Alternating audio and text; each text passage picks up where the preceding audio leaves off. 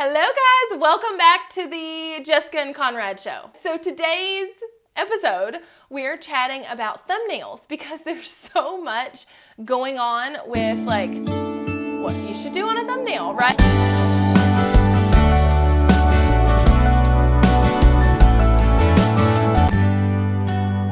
Okay, all right, I just like it better. I don't like introducing myself first because it makes me feel like I'm very egotistical. But then, is that making you feel like you're egotistical? I don't mind. Okay, to good. me, it's just all the way it sounds in your mouth. Is it, Right. Is Conrad and Jessica, Jessica and Conrad? I don't know. Yeah, and I think both of those sound like the same to me. Like I don't feel like one outweighs the other. Yeah. I have definitely heard names where I feel like transposed they would sound really weird. But I think we should just go with Conrad and Jessica. Okay. Personally. Okay, cool. Decision made. We agreed on one thing at least. One thing, yes. You should do on a thumbnail, right? Like how it should look. Should you write the title of your video on your thumbnail? Should it be like, as our friend Jeremy Vest would say, like rainbow vomit? Should it be like normal and just like a still out of your video? Or like what the crap should it be? So let's discuss. And here's the deal about all that, because different people have said different things, but different people have said different things. Like the same person said different things according to time. So I did a little backup. I backed up and I said, well, okay, I'm going to do a little research because I'm the nerdy guy, Yeah. And so thumbnails weren't even introduced on YouTube until the end of 2012. And a lot of people don't know that. Before then, it was just whatever, freeze frame while you were making your video. It just picked one for you and you had a choice of three. So then they introduced it. And when they introduced it, originally everybody said, and here's my list of things that they said. It should have crazy colors. That's what Jeremy Vest says. Yeah. It should be a screenshot of your video, not a separate picture. Okay. They said it should have a jarring title. It should have your face in it, and it should have big, bold text in it. And I'm reading from my notes here.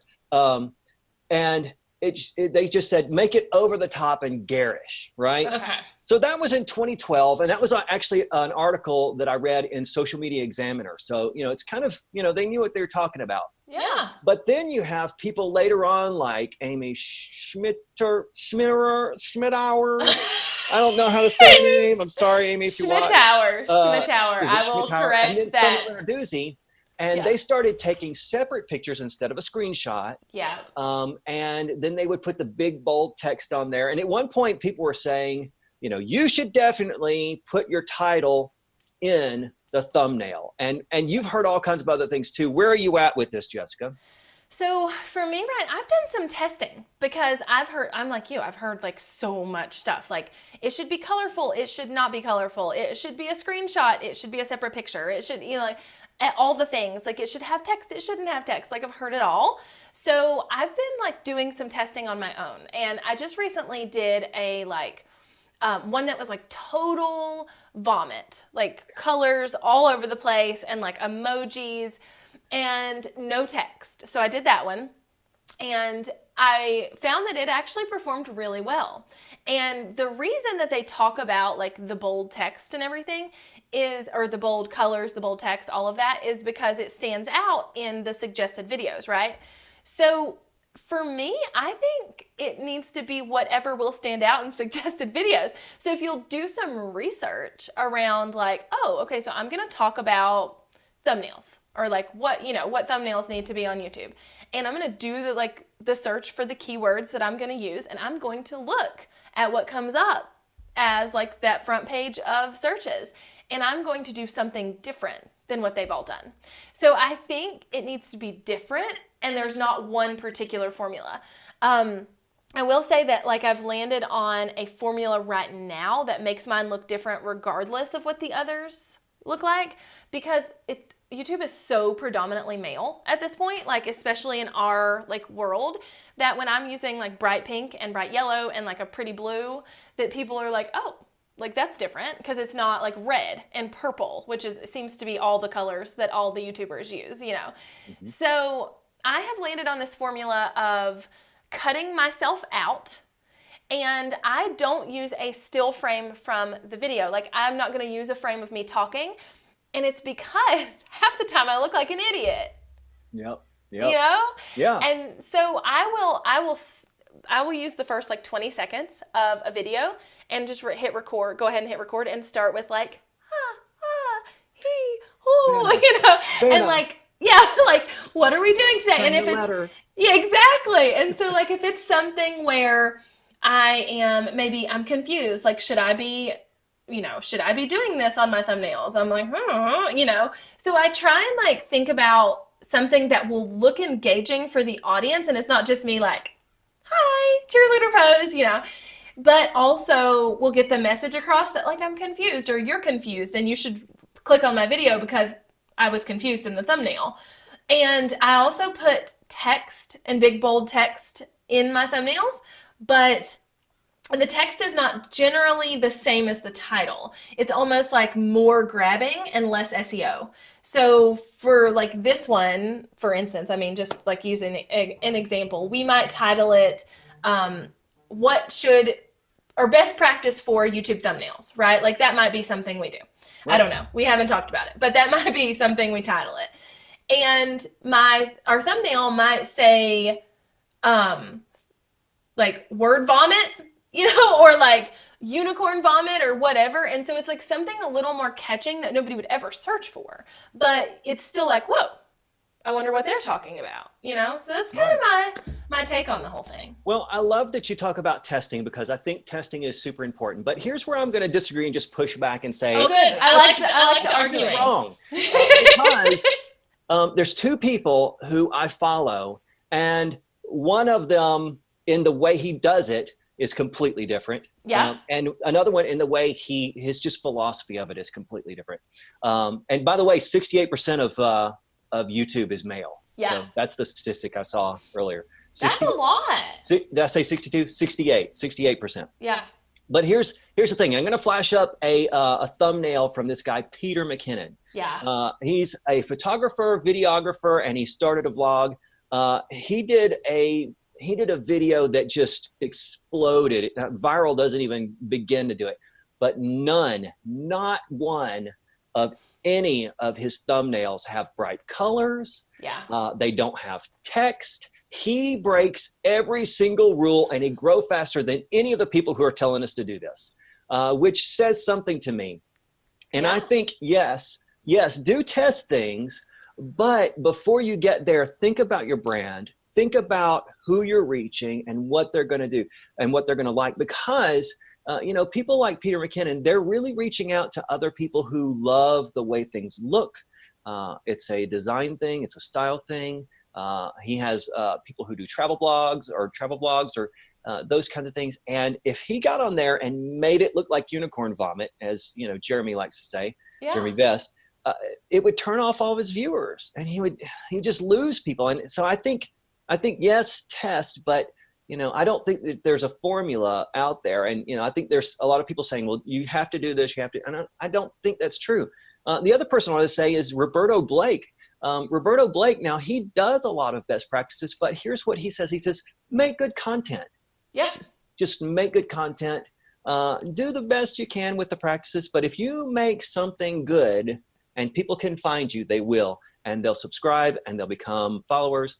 And you'll have the engagement you want. So I agree with the testing, and I've done some testing myself. I couldn't quite get to the place where, just my own sensibilities said, no, that's too far. I couldn't get to that place. But here's another thing. If you go now, because people are all saying this, and so if you go on YouTube and you look at thumbnails now and they all look like rainbow vomit, the one that doesn't sticks out. Yeah. So yeah, there's my pushback on that. Totally. And I think that's why like going ahead and doing your keyword research and seeing what the other videos are like can really help. Because if like they're all rainbow vomit, then sure, like make a really non-rainbow vomity thumbnail, I will say that, people like Casey Neistat, like it's just a picture. Yeah. It's not even, He breaks the rules all the time. Yeah, because he can. He's got like a bajillion followers. So like he can totally break any rule there is, And I think that with thumbnails, what's really important is that it tells a story. It doesn't really matter if it's rainbow vomit or unicorn vomit or any kind of vomit. Just don't vomit on your actual thumbnail. That would be weird. Right. But like, yeah, that would be disgusting. But like, it doesn't really matter what it is as long as it tells a story. Now, I will say I've seen people who like their thumbnails are really bland and like everyone is really bland and they don't have the follower or the subscription base to back that up. Mm-hmm. So I wonder if that causes them not to grow as much. You know what I mean? Like I do kind of like, okay, well, they're putting out consistent content. They're putting out good content as far as I can tell. Their quality is decent, but then like their thumbnails are kind of like, and they're not growing super fast. So maybe that's what it is. I talk a lot about Facebook ads. And one of the things I talk about with Facebook ads is like when you go to test something like, oh, I want to see if this copy works better than this copy or this image works better than this image. It's a one at a time kind of thing, right? Like it's like you can't test it all because you won't know which of those things fix the problem. Right. So I think it's the same thing with thumbnails. Like if you want to try the rainbow vomit, try the rainbow vomit. And then if it performs well, but you're like, oh, my little designer heart can't handle that, which is basically what I feel like. And I know you do too, Conrad. Like, go ahead and start pulling some of those vomit elements out. So like, did I really need that massively annoying background? Maybe not. Let me pull that out. Let me, you know, those kind of things. And that's something I've done is like, I started, or I didn't start, but I like started trying to test things with this like random rainbow vomit image. And it did work really well, which was really funny. But on a video that is not searchable. On a video that was not meant to be found in searches. So it's really funny to me that it performed well because I know no one's finding it on search, you know, like I know they're finding it on suggested videos. So that might be something to say, but at the same time, I couldn't keep up with that look every time because it was ugly. So I was like, I don't want to do this. Well, you know, it's funny about testing because how do you test and isolate just the thumbnail? Right. Right. And you don't. It may just be the content is something that more people are looking for at that time. You know, the only way I know that you could absolutely be scientific and figure it out, because I'm the nerd, is, you know, launch something, wait a week because you get most of your views early on, and then change the thumbnail then on the same video, because you can go back and change the thumbnails. For sure. That's like one of the few things you can change is thumbnails, cards, and the end card or end screen. Right. I actually did this. So I had a video that was performing decently. That was just old. And it was just like a digital products video, but for whatever reason, it showed up like #1 in the search for digital products, which is hilarious. I did not even mean for that to happen. I didn't even know what I was doing. It was like a year ago. But I was like, well, okay, so let's go back in and optimize this now that I actually do kind of know what I'm doing. And I went back in, I redid the thumbnail, and I put in better tags and like did some like end screen and card placement, and that thing like skyrocketed. So it was already doing well, but I could tell that all the things I did kind of made it do better. So I know it wasn't the content that made it do better. I know it was one of those 3 things I did. I either changed the thumbnail, did the tags, or the cards in the end screen. So, and that's so you, because it's like you're going to figure out the system and work the system so that you get the attention and get out there, and so it's engaging for people. Yeah, for sure. I'm like, I just want to put the right filter on it. Make it easy, slap it on there. You know, nothing in design is easy, but I would sure love it if that happened. Right. Yeah. And it does help. It helps streamline the process when you have a template, like, and you're like, okay, so this is kind of what all my thumbnails are going to look like. And you do want it to be branded too, right? Just like you said about Peter McKinnon, even though his stuff is not really like, doesn't have colors or words or anything on it, it's still branded. I guarantee it's the same edit every time he like uploads a thumbnail to the picture, or, you know, whatever. I'm sure, I'm almost positive he gets in Lightroom and he has a preset that he runs it through, or it's similar. And all of his, they're not garish, they're not an eyesore, but they all are that they almost look like HDR pictures, like they're very high contrast. Yeah. Some are very colorful. And all of them are engaging. All of them, just like you said, you know, let's tell a story. Let's let people know what they're going to see in this. And the other thing about this that people haven't talked about a lot is, you know, you do one of these, you know, provocative titles or something like that, and people watch your video, but then they bounce. You know, they're in it for 10 seconds. That's not good either. No, no. Like the whole thing behind YouTube right now is watch time. So you get rewarded for number one, people watching your video the longest. Number two, watching your channel. And then number three, staying on YouTube. So you get rewarded for like all of these watch time algorithms and or pieces of the algorithm, I guess. So yeah, like if you're drawing people to your thumbnail and then your content sucks, like it's not going to matter anyway that you had this really pretty thumbnail, you know? And you mentioned contrast, high contrast. That's something I've heard a lot of people agree on is regardless of whether you're like rainbow vomiting or just it's a picture or it's just like kind of standard, you still need to pull the contrast up a little bit so that it does stand out because the thumbnail is so tiny, right? And especially on like a phone or something, like it's so small that it needs to like pop off the screen.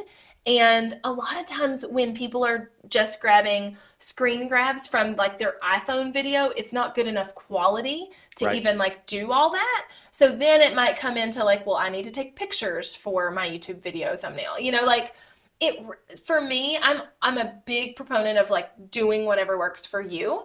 So like do some tests and do see what works for you. If those dark, dingy thumbnails are what is a product for you, because you're filming on an iPhone or whatever, and just the still quality is not coming back good, then you might think about doing something different, you know? Right. And that goes back to the testing, test and see what works. Make sure that what you're doing is effective. It's connecting with people. Do some research for your targeting and your brand. One other thing you said though is, people will take a screenshot or whatever, and sometimes it works and they're looking at it a lot of the times on the phone. Mobile traffic is a lot bigger for YouTube than on computers or a PC. So it also has to be framed out right. One of the things that's really important, you don't want a shot with you really far in the background. A lot of people will crop in and get really close so that they can see what's going on in the shot. So that's something I used to teach a class called visual storytelling. And, it's because I launched all these people to go document different events. And here's my favorite shot of those. It would make a terrible thumbnail. So somebody's doing something at a table, right? And they're all bent over the table and somebody takes a picture of that. And it's just everybody's butt and back bent over the table. I'm like, no, don't. Just so, reframing your shot a lot of the times, especially for a thumbnail, if you go and get down beside the table and get even with it and show what their hands are doing, it tells the story, and so a lot of the times if you just reframe, what you're trying to do and show the action part of it, it's more engaging. And that's what we're going for with that. It's kind of like you mentioned on Facebook or Facebook Lives, if you're running an ad, most people don't have the sound up, and you really have to grab their attention in the first, 3, 5, 10 seconds, something like that. For a thumbnail, it's the same thing. People are scrolling by, and if you have something that's engaging, that shows something that kind of shows an action, shot, or that's telling a story, all of a sudden it pulls their eyes to it, and it gets their attention, and that's what we want. For sure. And I think the number one rule is to stop the scroll, like always. So regardless of what you're doing, Facebook ads, YouTube videos, whatever, you want to stop people from scrolling and want to watch your video. And so we've all been there, whether it's on Facebook or YouTube or Instagram or whatever, like we've just been scrolling and scrolling and something was like, oh, well, like, what is that? Let me look at that. So we want to be that person, and however you need to do that for your brand and your business and all of that, I think is fine. One of the big things I would say is like to always have yourself and your eyeballs in the picture. There's obviously instances where, it might be like a rare case where that doesn't need to be the case or whatever, but you want people like connecting with you on that level quickly. And that's one of the big things about video anyway, is like getting to see your mannerisms and getting to see your face and all of that. So if you can do that quickly on a thumbnail, bleh, they're going to like be like, oh, well, they look like they're engaged with me right now. Let me click on that, and they do it almost subconsciously. So it's not even something they think about. Well, and it's funny about that because, and here I go nerding off again. But the thing about story is whenever you're watching a story, reading a story, anytime you encounter one of those, you automatically place yourself in the story. And you're thinking, how do I fit in with this? So if you can create that paradox of, where do I fit in what's going on, even with a thumbnail, and you can do that. It's not impossible. It takes a little planning. And you said you really want your eyeballs in it. And, for a personal brand, especially that, because it's you, but there are people, and this is the, not the norm, it's the exception, people who do product reviews or things like that, maybe they have themselves, but they're not as prominent in it. Instead, here's the new iPhone 10 and they're holding it up like right here in front of the camera. So, I think what we said originally, and the only thing we agreed about so far is test it, get in there, figure it out, see what works for you, and just hit repeat on that as much as you can. Yeah, no, I agree. I think we need to mic drop right there. So I'm Jessica. And I'm Conrad.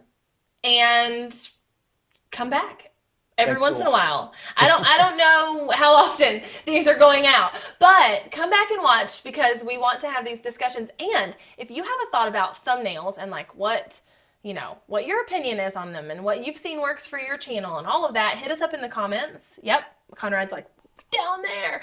Hit us up in the comments, because we want to hear it, and then make sure you subscribe so that you don't ever miss another video with Conrad and Jessica, because that's the order we're going in.